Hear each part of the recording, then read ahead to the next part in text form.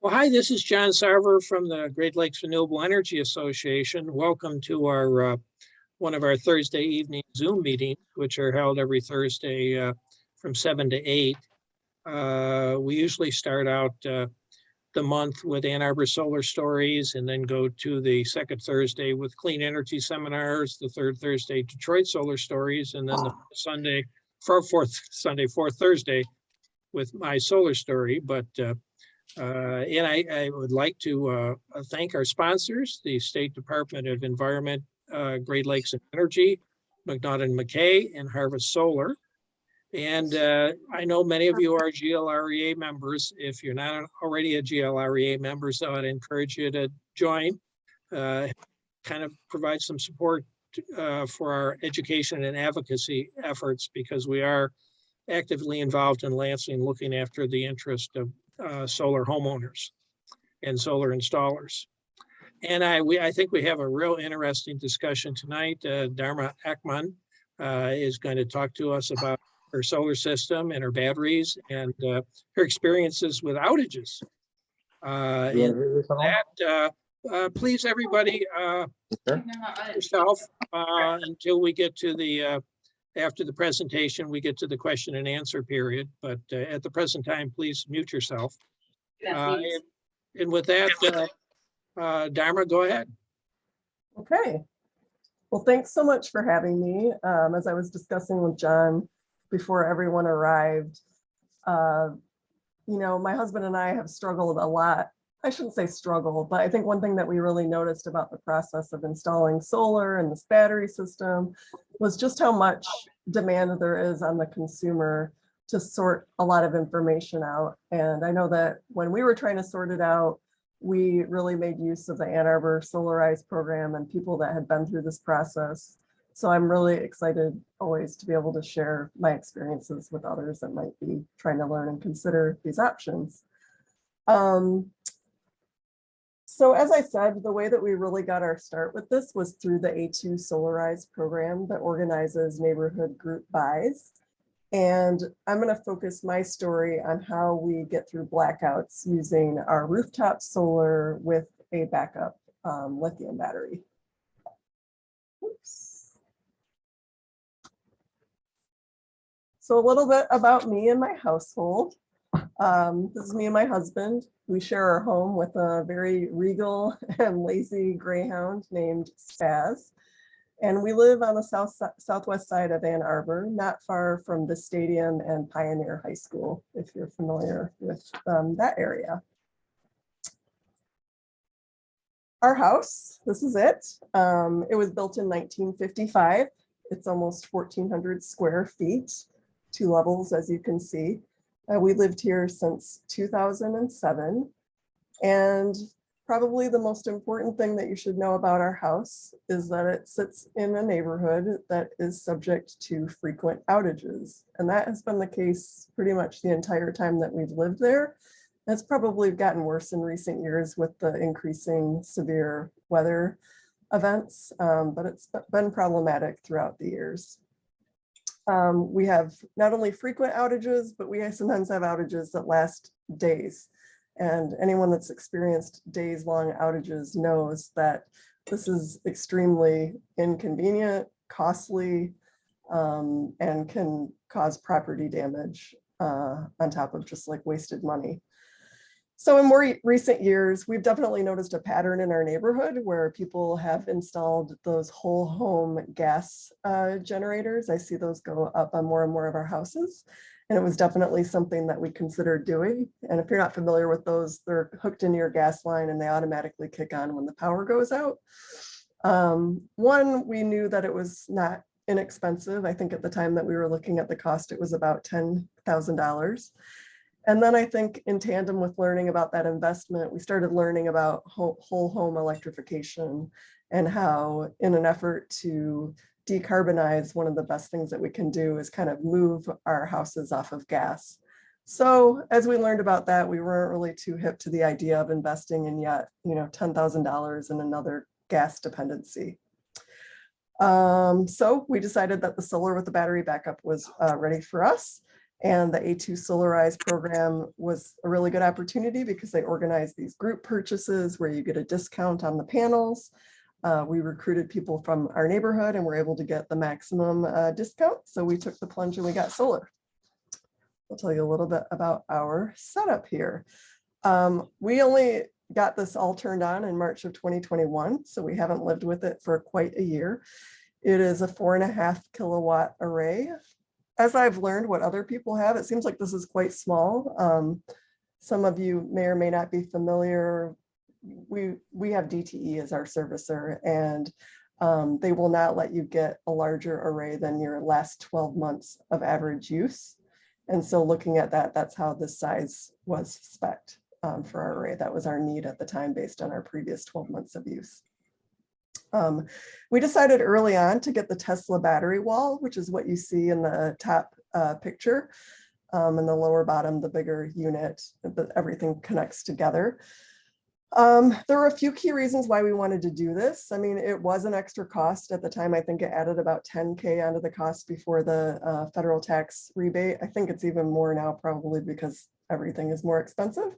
But we wanted to do it for a couple of reasons. One, we knew it would allow us to use the excess power that we were generating during the day. And because DTE buys back the extra power you generated only half rate, it kind of makes more sense to use it for yourself, you know, as much as you can. Also, we knew that it would provide backup power during outages. But something I don't think that we really appreciated or understood or absorbed until we had the system was that having this battery and this setup is really the only way that you're able to continue to draw power in an outage. So when you have grid tied solar, the solar system will not function during an outage. So it could be a bright sunny day during the day, DTE's grid is down, and if you don't have this battery system, you are not going to have power, which to me sounds like an incredibly frustrating situation to know that you have solar panels on your roof, but you're not able to draw power because the grid is down. And they do that to protect the safety of the workers. So anyway, we grew to appreciate that, I think, even more as we got it. So what happens when the grid power goes out? It creates a microgrid for your house, and you continue to draw power. So what you see here is an event. This is the Tesla Powerwall app. And what you see here is an example of what it shows when the grid is down. And you see that we're drawing quite a bit of solar energy. It's going in to power the wall to charge it up, and it's also going into our house to use. So this is what it looks like. Plenty of sun to feed the house while the grid is down. So in just less than a year, so I told you we got this installed in March of 2021, we have gotten through 21 separate outages, totaling 96 backup hours. And this has had basically no impact on our living. And this includes an outage in August that probably a lot of you may have suffered through that lasted 83 uninterrupted hours. And I guess what I want to say more about this is, like, it was remarkable because our clocks didn't blink, our Wi-Fi did not interrupt that we noticed, the lights didn't flicker, and we lived our lives essentially as we normally would. And I guess I want to point out that normal, what that meant at that time is, like, my husband and I were both working at home. So it's not like this was an empty house during the day with no power draw. I mean, we were there a lot. We were also able to charge a portable battery pack because my in-laws, who live not far away from us, also were without grid power and had no power. So we were able to charge them up. We ran our dishwasher. We washed a few loads of laundry. And that included, yes, powering the dryer, which I'm going to say a little bit more about in a little bit. So how do we do this? There were a few different things. So one thing that you should know is that high wattage devices are not connected to this battery microgrid, and so they can't be powered during an outage. At the time that this large outage happened, and I guess I have to, full disclosure, things have changed in our house just over the last 2 weeks where we've installed geothermal heating. That relies on electricity. It's not in this picture that I'm basically talking about at all. But at the time of this 83-hour outage, the high intensity electric appliances that were not part of the system are the electric oven and the air conditioner.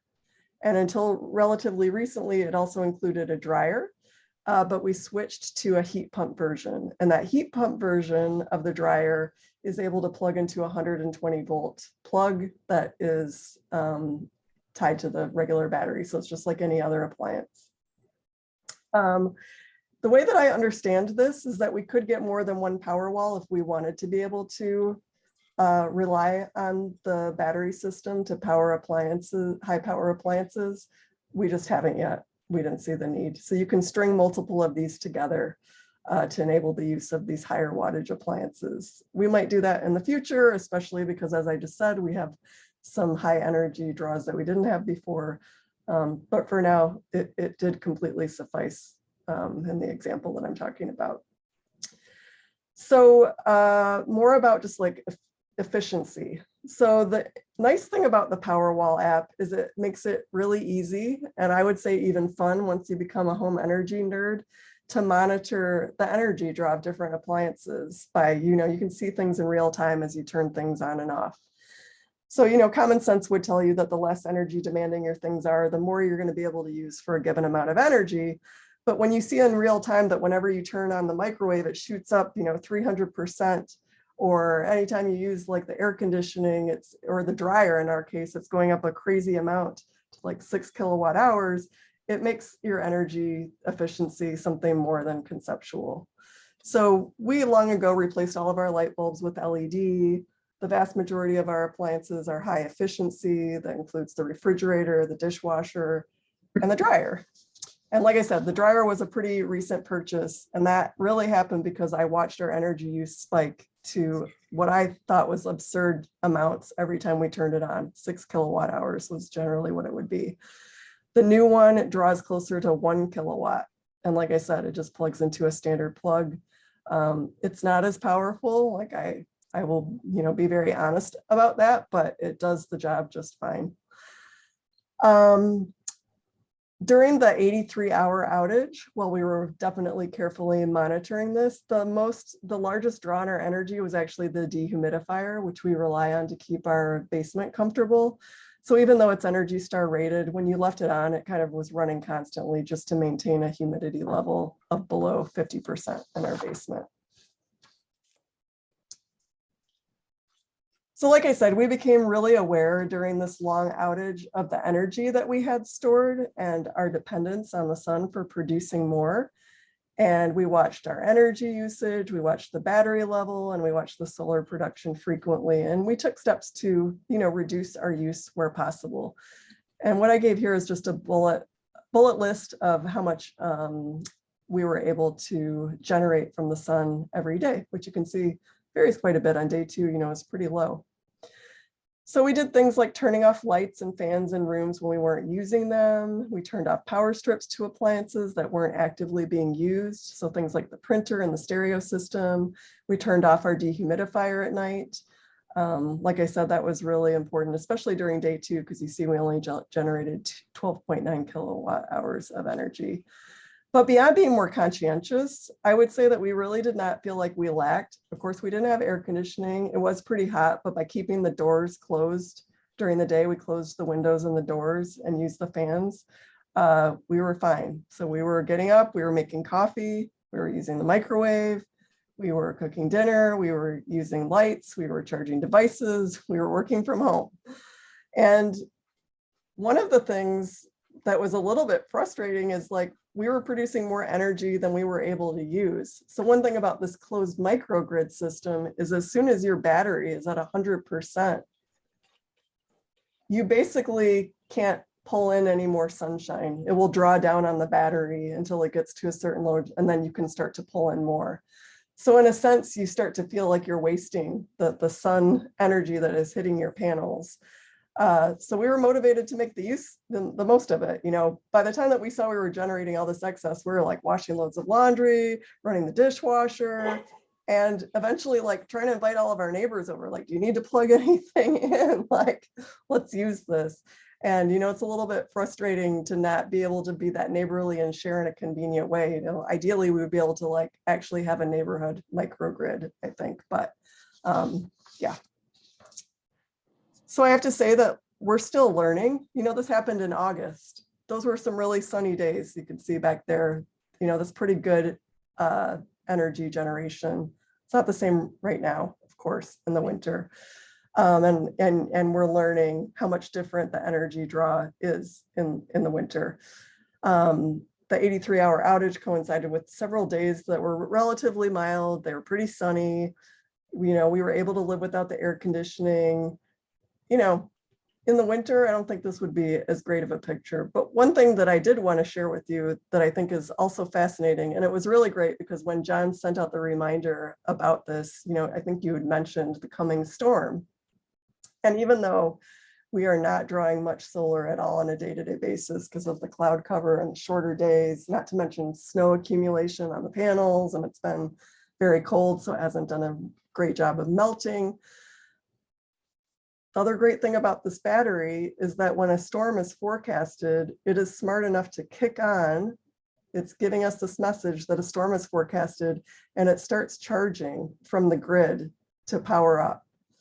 So even though we're not really drawing much from the sun, we're able to use DTE's energy while it's up to power up the battery in case we lose grid power. And that to me is pretty darn cool. So that's storm mode. And I think that's really it. I wanted to give a shout out to the people that made this possible. So we worked with, like I said, the Ann Arbor Solarize program, CBS Solar, and AJ Leo Electric and Solar. And I'm happy to answer questions or discuss any of that further. Yeah, why don't you stop the screen sharing so we can see people? And, Yeah. as I think most of you know, you can go down to reactions and hit the raise your hand button. Okay, Abraham, go ahead. Raise your hand. I think you might be muted. Sorry. You're right, I was muted. What's the direction of your house towards the sun? South. That roof faces south. Due south, okay. Mm-hmm. That's very nice. little tree cover. Yep. Thanks. Yep. Charles.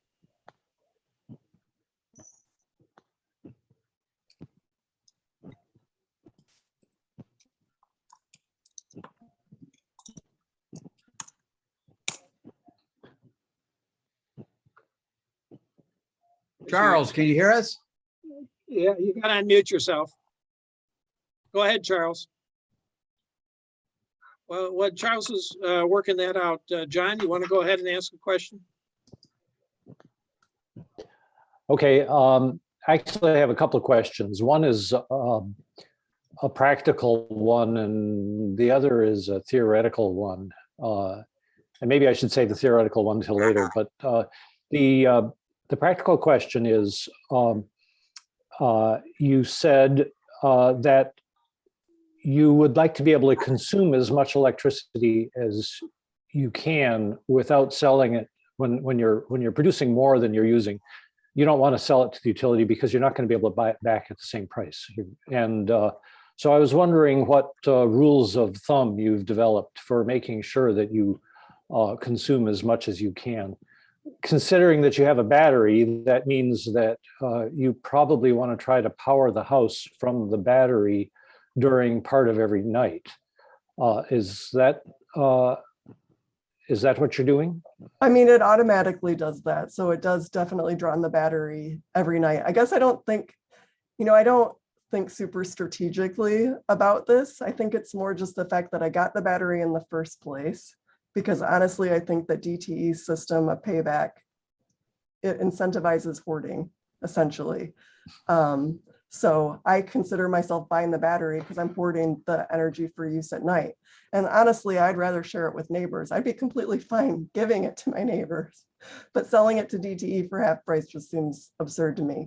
So I wouldn't say that I think that strategically about it. During the storm, I think I was, because it was so obvious that we were drawing all this extra, while all around you, you're hearing generators going off and you're seeing your neighbors without power.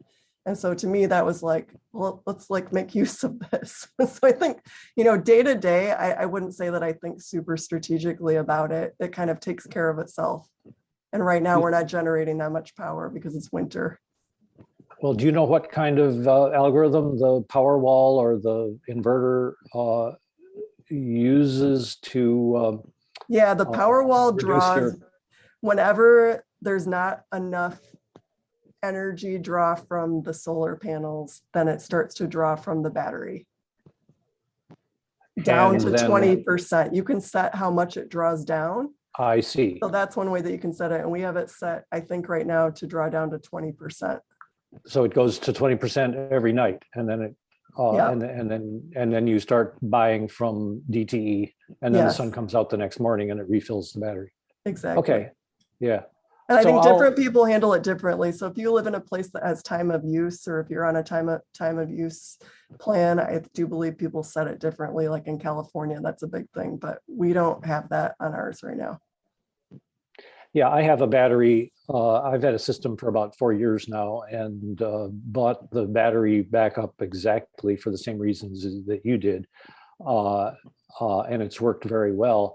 But I got it all long enough ago that I'm still on net metering. I'm grandfathered in for a few more years. Oh, nice. And so I'm anticipating how I'm going to change the way I use the system. Right now, under net metering, it makes no difference whether I sell to DTE or use it myself, but it won't last. And so Yeah. I'll save my other question for later if there's time when other people have. John, can I have one follow-up? What system do you have? Do you also have a Tesla system? No, my hardware is all Outback, and it's a big bank of lead acid batteries that are sold by Outback, designed specifically for holding at full charge almost all the time and draining just now and then. Yeah, the Tesla includes a whole monitoring system in which you can enter the different rates, and so it will monitor the circuits and it monitors the weather and it optimizes it for restoring power via your battery. Uh-huh. Charles, go ahead with your question. Charles?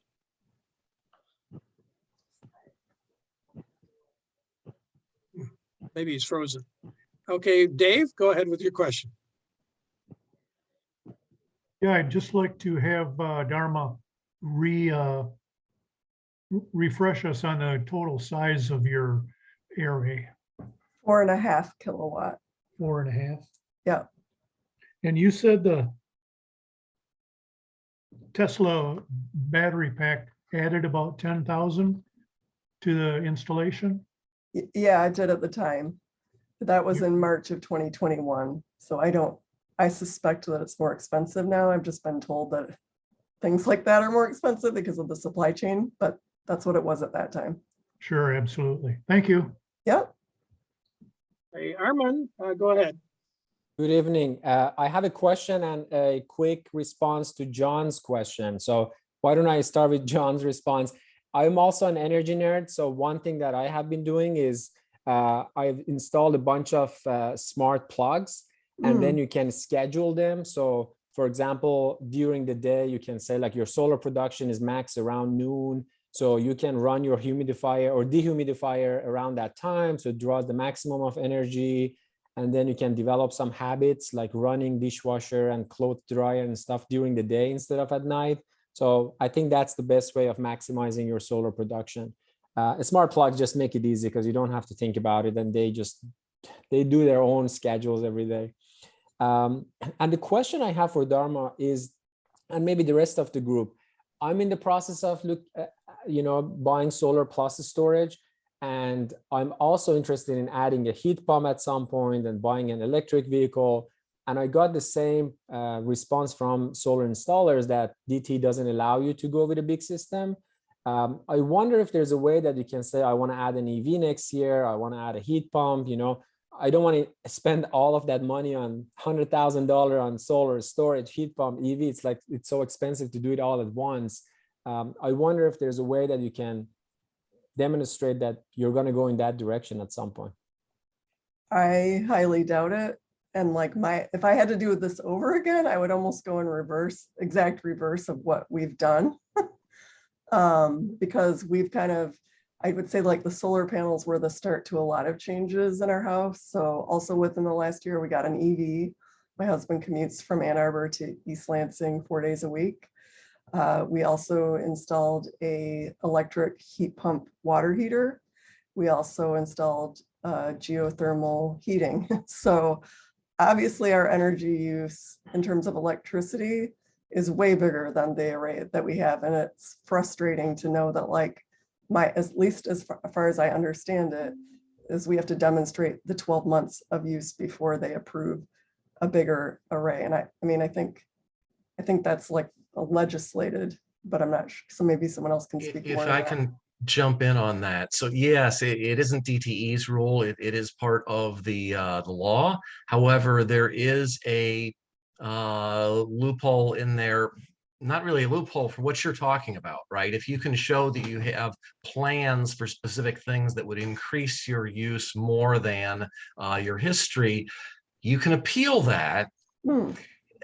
How long that will take and whether you'll succeed is a different question, right? And I'm sure the more evidence you have, not just, well, I'm kind of thinking about, right? But yeah, here's a quote from a contractor, would probably help the case. I have to say this process was very long.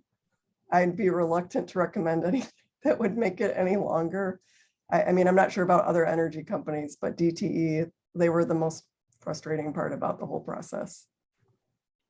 Another part which helped was to let them know up front that, in fact, I had these plans and that I had an outdoor jacuzzi. Of course, I have an energy management system as similar to what you just heard. So I was already in a very low, very sparse user. So DTE said, well, you used this last year. But I said, well, but I used this and that before. So with the installer, we argued, okay, let's put in the largest inverter that we can. And that was much larger than were the number of panels. And they bought that and they wrote off on it. The year thereafter, I doubled the number of panels. Very cool. Yeah, Lee, go ahead. Oh, I wanted to comment. Charged 100% all the time. And of course, that's a wise thing to do because lead acid batteries are about 85% on charging and 85% on discharging. And so every time he cycles that type of battery, he's about 2/3 of the power he gets back. So because he's on full net metering, it's better to keep the battery charged and buy and send away export power as if the batteries weren't there, but then they're still there for backup power, which is a good reason for having them. So John, you were right. A comment about whether you can build a bigger, will actually provide a sales order for an electric car and say, I've already committed to buy this car, therefore I'd like to increase the size by a certain amount. And at least I've heard them to be successful. That's all. Thanks, Lee. John, go ahead with your question. Actually, it's Marcy. Hi. Hi, Marcy. Were there any changes you had to make on your app in order to get continuous production during that long storm outage, or did you just let it because of the storm backup ahead of time? You had a full Powerwall, but did you have to change anything on your app to make everything switch over to No, Powerwall? no. You It's just very saw- seamless with the Tesla, I have found. Okay. One Yeah. other question I have, we actually do have a solar array and Powerwall system, but during the winter, it doesn't fully charge. So the Powerwall doesn't fully recharge every night because there's just not enough sun. Have you had any issues with that? Or how did you get to how did you decide to set the backup at 20%? Yeah, I think we've kept it that way since the summer, and it seemed to work for us because we're drawing so little that I think we want to make use of like the very little that we produce. And that's why, you know, it is disappointing in the winter, of course, because you're not creating that much. And that's why I wanted to show that storm mode. And I'm not sure if you can optionally do this. I'd have to look into it, but I like that it, you know, when it knows that a storm is coming and that there is a threat of losing power, I really appreciate the fact that it fills up using DTE while it's on.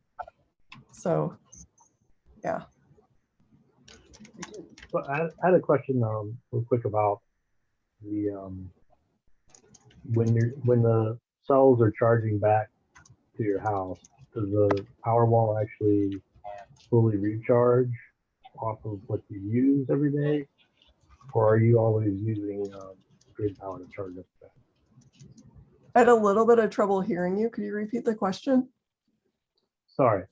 Does your system produce enough throughout the day to fully charge your battery, or are you always using power from the grid to charge the battery back up? No, I think it varies a lot on the time of year. So this time of year, definitely when there's a storm, we need the grid to like warn us and back it up. In the summer, we were always filling up the battery, and we often were not drawing it down to the 20% every day.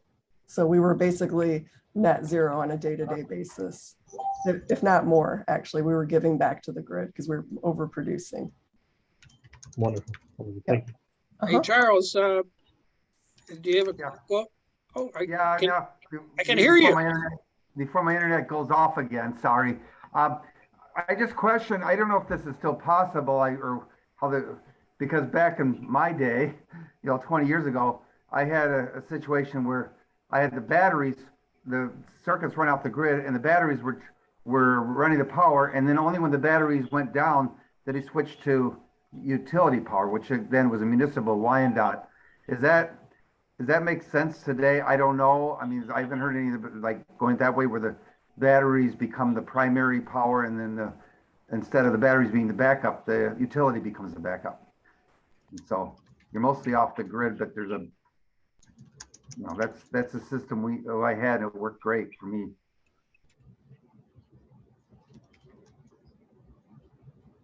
I mean, some days we basically felt like it's grid tied, but I would say in the summer months, mostly we're not using the grid at all.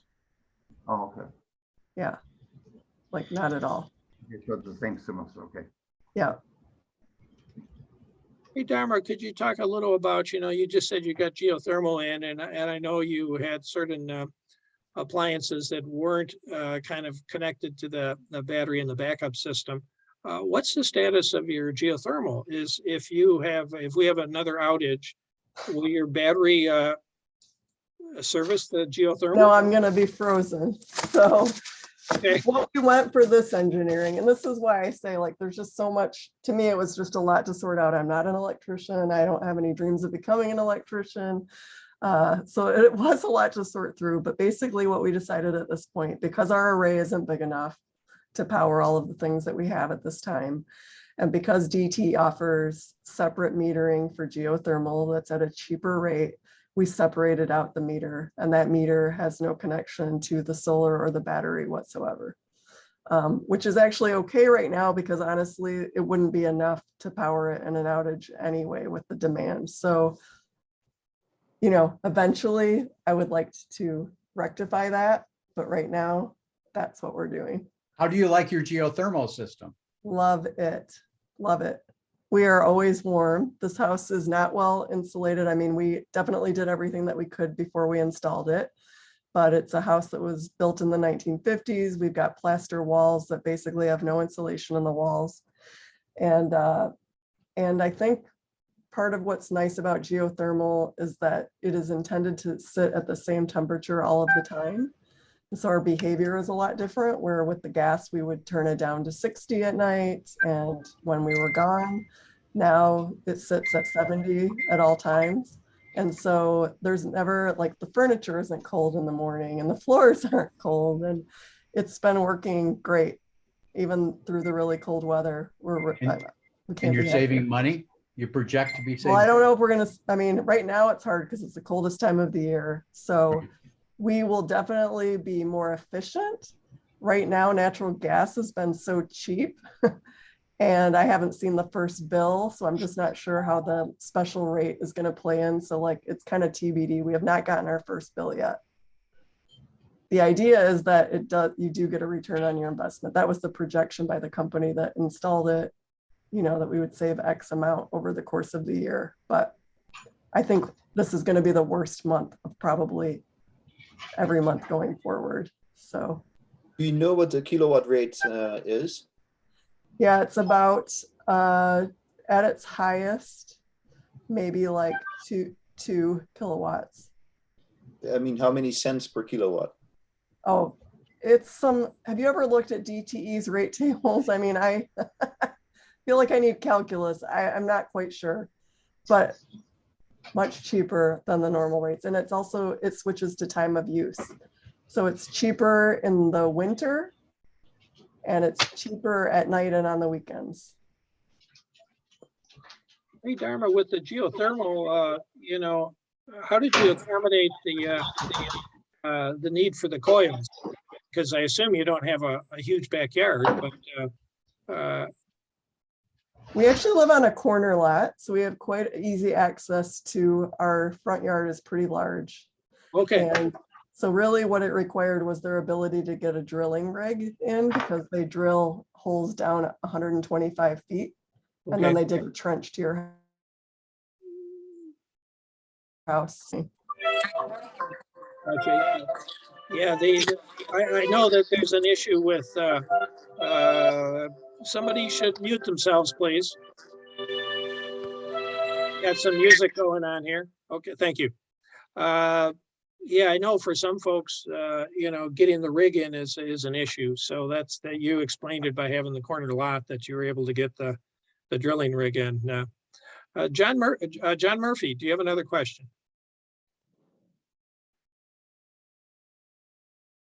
No, I don't. The answer came forward already. Okay, Clyde, go ahead.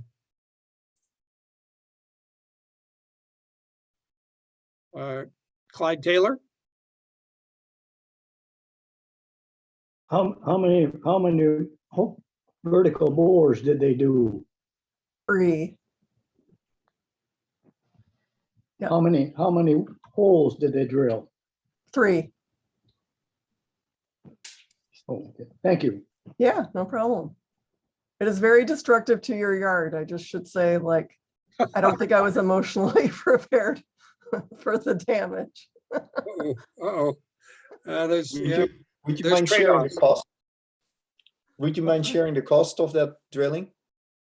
Oh gosh, everything was so separated out. I'm not sure what the drilling was. I want to say that the whole thing probably cost close to 30 before the federal tax rebate. But again, I think we get 26% back. Thanks. Jonathan, you're up next with your question. I was just curious if you have like, since you do have your last 12 months, what was your average kilowatt use for the house?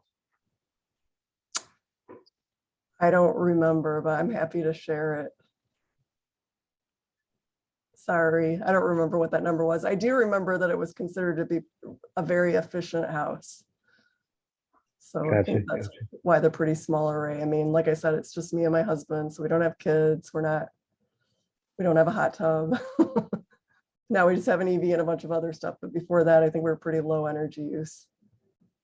And you may have do you already mind- mentioned, go ahead, Jonathan. I'm sorry, what type of EV do you have? Tesla 3. Awesome. I've got a why. So I started with the car first, and now we're thinking of solar later. Yeah, smart. Well, Dharma, and you may have mentioned this, you really don't have any space for additional solar panels, do you? It looks like you had the front of your house pretty much full. We do. We have a slot for maybe 2 more, but we do have a garage that also has a south facing roof. So I think that we would be able to use some of that. And then I also do wonder about, like, could we get panels that were equal size but generate more? Like, my understanding is that you can get more powerful panels for the same size, but I guess we would have to circle back to our solar installer to find out what our options are. Yeah, Armin, go ahead with your question. Well, it's more of a long-term question, Dharma. I think there's a lot of interest in your heat pump system, and you said you don't have that much data. I would love to ask if there's a chance we could stay in touch or have you back in 6 months or so, because that is something I'm also considering. Maybe not geothermal, but air source heat pump. Yeah. So I'm just would love to see some cost and consumption and things like that. Yeah, I'd be happy to share. Yep. And GLREA does have at least one great geothermal company who's been on solar stories before, but we do think it's very important to talk about geothermal and heat pumps. So I'm really glad Dharma brought this up. It's great information. Yeah, honestly, to me, I thought it was a pipe dream. I did not realize that residential geothermal heating was even a possibility until, again, we went to some presentation that A2 Solarize had about heat pumps, air source heat pumps and ground source heat pumps, and found that, wow, we could actually do this. So yeah, we were very excited. It was a very long process, but it was worth it. I don't know if you know that the largest geothermal system in the state of Michigan is to heat the state capitol. Oh, really? Absolutely. They tore up all the grounds for several years. And I think just right around now, the system's getting completed and it's going to provide heating and air conditioning. And if you've ever been in that building in the summer, it's just like a sweat box. And so it really is going to make it a much better for legislators and for all the activities that go on in the Capitol. That's I great. used to work there for 10 years. So yes, I remember when they started that project. John Gourlay, go ahead. Yeah, thanks, John. Just to answer the question that John Freeman asked earlier, I think it was John, how much money can you save with the geothermal system? I have one that's 7 or 8 years old now. And I replaced a fuel oil furnace with the geothermal, and my heating bill went from something like $3,000 a year to about $600 a year.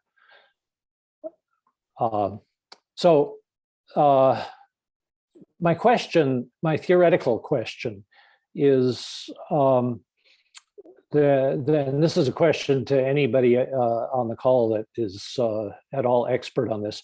Dharma said, and I have said many times in the past, that without a battery, you can't power your house when the grid fails because it's protecting the line workers. But that's not really the answer, because if you have a battery and you maintain your power in your house with the battery, the line workers are just at risk, just to the same extent they're at risk. There's a built-in transfer switch that disconnects you from the grid, and then when the grid comes back again, the transfer switch puts you back on the grid. And that could work perfectly well with no batteries either. So I'm wondering what the real answer is, and I'm going to speculate that it's because a solar array without the battery just can't power surge loads, starting up motors or things like that. And so I'm wondering if anybody has any ideas about that. Go ahead, John Richter. Yeah, John, it has to do with the design of the inverter. Okay, so earlier inverters were synchronous inverters, and they synchronize their waveform of their output with what they see from the grid. They match it exactly. Without an input, they couldn't do that. Now they've changed that, and they've created a oscillator in there so they can create their own waveform off when the grid is down, right? There is an in-between zone. There are some inverters that have a plug you can, like a special emergency plug you can plug into and tap a certain amount of power, even if you have no batteries and the grid is down. But of course, I mean, you're limited to whatever your solar array is putting out at that moment, right? So it's not going to help you run your furnace blowers at night, for example. But there is an in-between there. But in general, yeah, either you have a battery and you can run off the grid, or you don't have a battery, and if the grid's down, you're out of luck. But there are some in-between systems there. Yeah, thanks.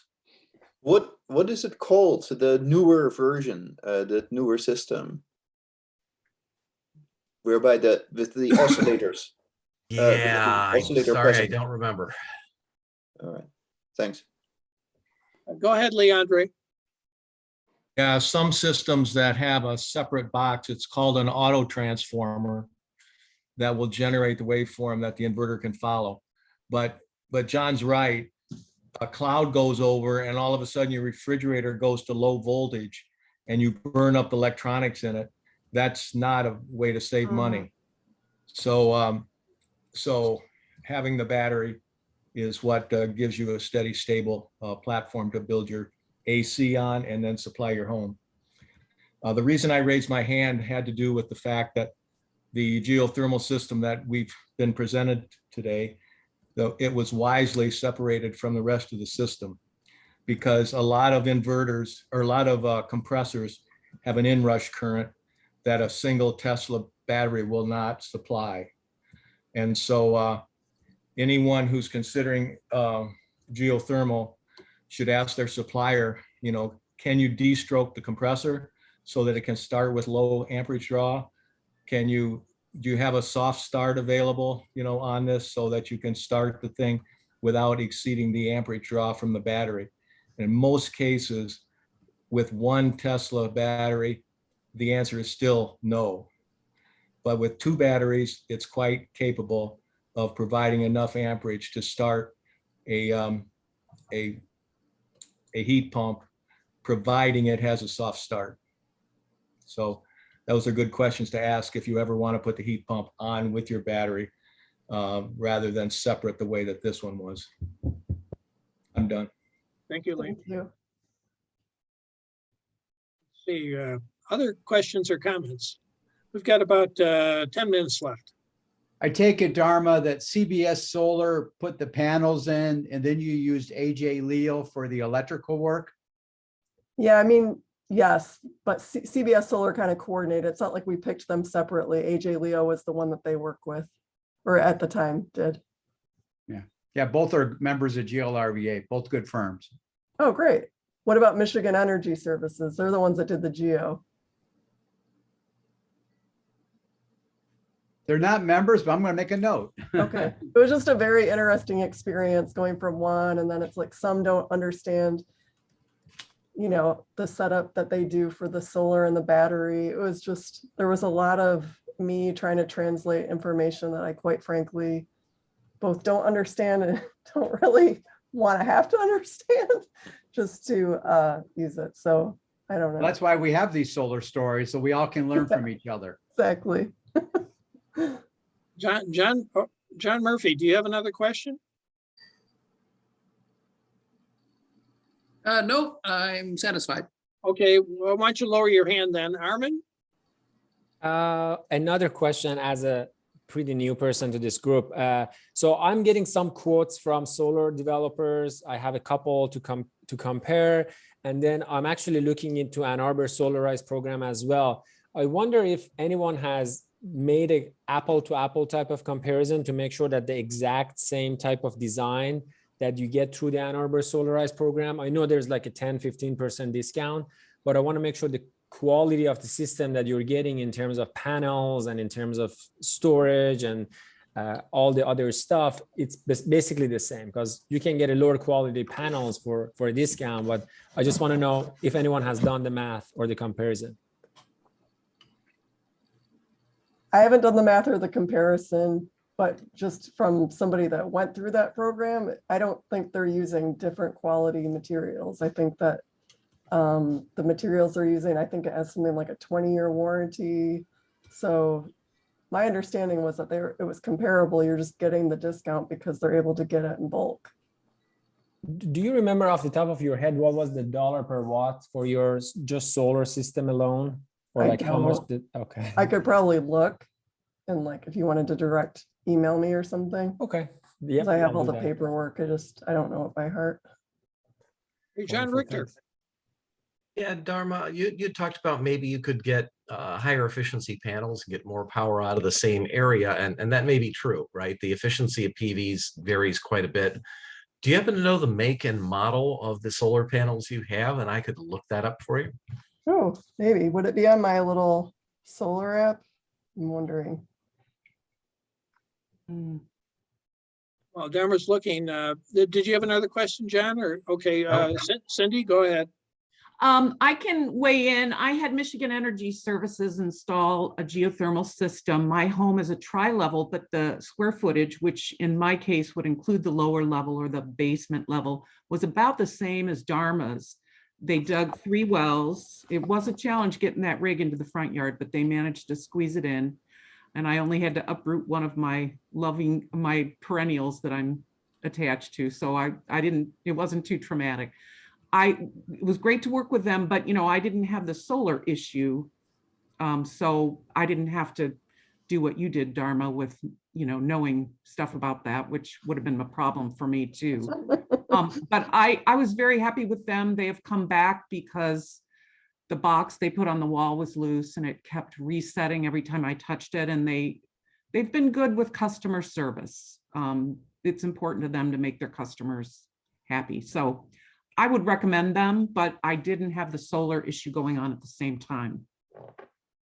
Yeah, it's our experience at GLREA that customer service is critical because word of mouth is so important as a form of advertising for many of these solar companies and geothermal companies. And both, GLREA takes pride in making sure our members are quality installers that do excellent work. And we also partner with Michigan Saves, which provides relatively low financing. And the only contractors that are eligible to take part in Michigan Saves are those that have been properly vetted by Michigan Saves as well. And so we would encourage people to look to GLREA for names of qualified installers as well as Michigan Saves. So I think the brand of panel that I have, if I'm reading this correctly, Mission Solar Energy, would that be a company? I'm just looking at the module layout on my Solar Edge app. Might be, not one I've heard of, but that doesn't mean it isn't. Any other questions? And I think, Dharma, you said your panels are 310 watts. Is that what you said? I didn't say because these are just like facts that I don't know.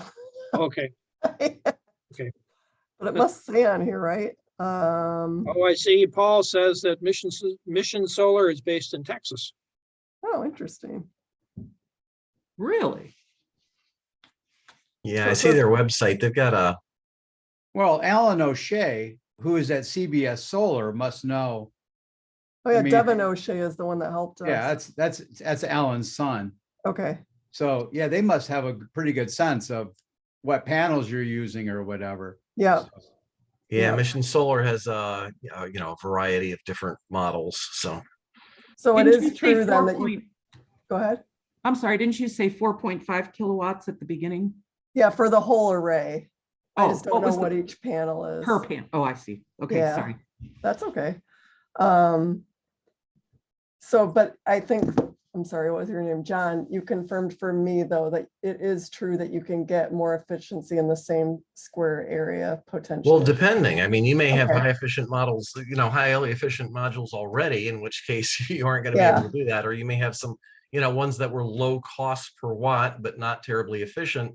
I mean, that's great if you have the area, but Yeah, if you don't, well, then you have to pay a little more per watt to get the higher efficiency okay. ones. I'll have to But I look do into think that. as a rule of thumb, that there are more developments occurring in the solar industry and the panels are getting more power from them. I mean, the panels that I have are clearly less than the amount of power that you can get from panels today. And my system is 3 years old.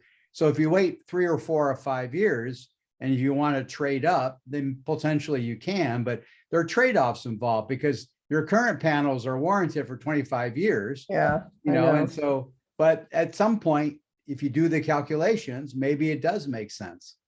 The most efficient panels you're apt to buy right now are maybe 22, 24%, maybe, efficient. And 5 years from now, we should be at 30. So it is still advancing. And I heard Yeah, they're but also- developing windows now potentially that, Several companies are doing that, yes. so, Yeah, we got a researcher at your alma mater that's working on solar windows. yeah. Dr. Lund. Yeah, so, and that's actually being commercialized. It's not available yet, but they are doing demonstration projects. They're going to have a demonstration project on campus at MSU, which I think is kind of neat. But Cindy, did you have another question or? You're muted. Yeah. Okay, Jay, go ahead. I just wanted to say regarding solar efficiency, yeah, the 20 to 22 is really common. There's a new film that they're developing that is not in production yet that is placed over the glass that goes and captures more of the blue and green portion of the spectrum and excites the PV cells that are really only sensitive to the red portion of the spectrum. And they're seeing as much as 35% efficiencies with those. The other thing I wanted to cover was for those folks that live perhaps north of the 45th latitude, putting solar panels on a roof becomes less and less of an attractive idea. Case in point, in Alaska, they normally go and place solar panels on the walls because the sun is always at a lower angle. So if you're north of 45, and that occurs in northern Michigan, putting solar panels on the side of your garage, on the side of your house, on the side of your pole barn becomes the more efficient way to operate. And of course, being north of 45, you're subject to pretty regular snow. And having vertically mounted panels becomes a great way to keep the snow from building up. Thank you. And Cindy, did you have another question? Yeah, I thought of what I forgot. What about, where are we at in Ann Arbor with putting a solar array that rotates with the sun, say in your backyard, or, I mean, that'd be a lot more productive, right? If you can maximize or would it? Where are we at with that? Are we able to do it even with city code and stuff? I don't know. That's an interesting question because, I mean, I have heard that the ground mounted take better advantage of the sun because they track with the sun and move. And, if you're going to do a community thing, it just makes sense to have, something Right. like that. But in Cindy, terms of residential, I'm not sure what's allowed. Yeah. I can Yeah, jump we in had actually a- on that, Cindy. So they usually do it for utility scale solar. They have tracking system. They're called single axis or dual axis tracking system that they can track the sun. But essentially there's mechanical pieces and there are kind of things going wrong. And then there's so many failure that even at utility scale, folks are not doing it that more often. So let alone the residential is not going to make that much sense. Hey, Jonathan, why don't you go ahead and have the last question because we're at 8 o'clock. Jonathan, go ahead. Sure. It's probably a real simple one, but just what's the average kilowatt or watts per panel nowadays, like for just kind of an average panel, and what might be the highest that you could get out of a panel? I'm gonna let someone else, not me. Well, for utility scale arrays, they're selling 600-watt panels now, right? I think maybe even 650. That's probably the upper end, but I don't know that that's being done at a residential level. And they go down to whatever, however small you want. I mean, if you want to buy a 10-watt panel, I'm sure you can find one somewhere. But the 600 watters are huge in size. And heavy. So more into like 300, 400 watts is more residential size. There's kind of two generally common size formats. One is approximately 1 meter by 2 meters. That's typically like a commercial panel. And then residential style panels are usually 1 meter by 1.5 meters. And the smaller size, I would say, is somewhere 300 to maybe there's 350 watt panels now. And the larger size are 400 to 500 or something currently. Thank you, Dale. Yeah. Well, we're after 8 o'clock, you. so let's wrap it up. But Dharma, thank you very much for a very interesting presentation. Thank you, everybody, for participating and kind of sharing your information and asking such good questions. And I look forward to seeing everybody hopefully next Thursday. Right. Take care. Thanks so much. Bye. Bye-bye.